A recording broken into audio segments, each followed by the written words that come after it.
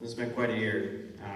Before we wrap up, I was wondering if I could do a teachery thing and ask anyone to raise your hand if maybe at any point in your life you felt like you didn't belong or you were excluded or that you weren't loved or there wasn't space for you.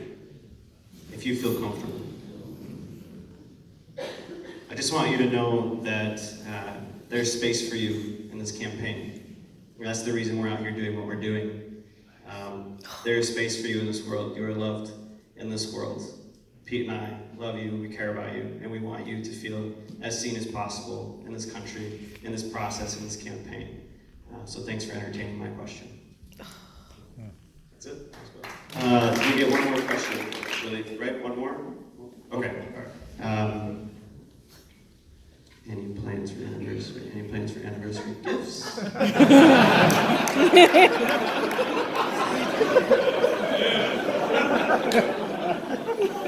By the way, I get this question all the time on Twitter. How many white shirts do you own?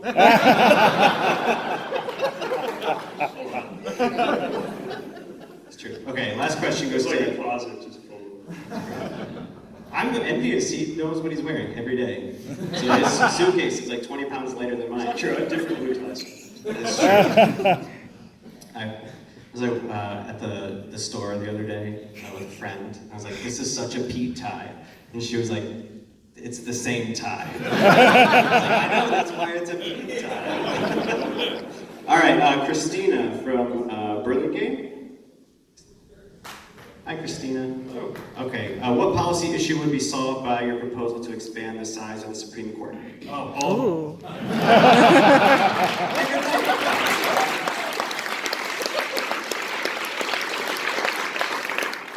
So look, I mean, part of how the balancing system of our government is supposed to work is that the will of the majority is not allowed to become the tyranny of the majority, and you have a judiciary that applies the rule of law in a way that protects everybody. Every minority has benefited from that in some way. But we have come to a point where there is so much daylight between the American people and the balance on the American Supreme Court that I think it runs the danger of really breaking down people's faith in our government itself, which is already hanging by a thread. You add to that the fact that just the political stakes of every Supreme Court vacancy get higher. So that now every time there's a vacancy, there's this apocalyptic ideological struggle, this firefight. It didn't used to be that way. In fact, there was a time when you'd get on the Supreme Court and at some point you'd retire.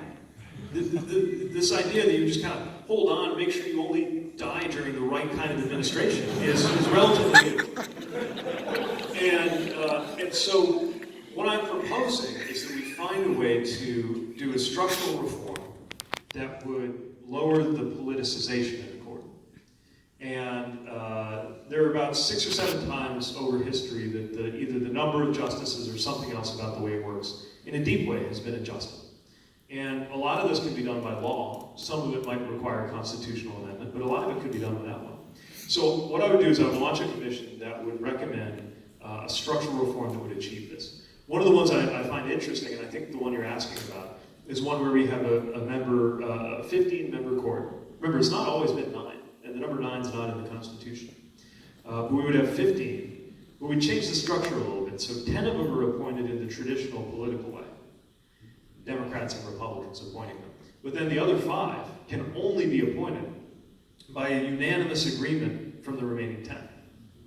And the thought is it gets you, by the way, I didn't make this up, there's an article in the Yale Law Journal coming on why this could be beneficial. The thought is it gets you more of your Justice Souters, your Justice Kennedys, your justices who think for themselves.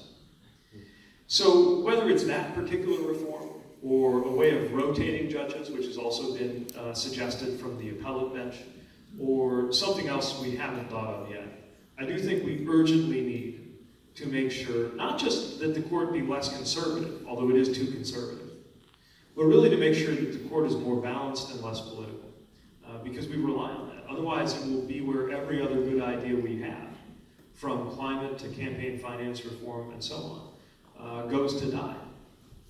And yet there are some issues that I think can't wait, which is why I think something like a constitutional amendment to clear up Citizens United, which was a disaster for this democracy, should be done.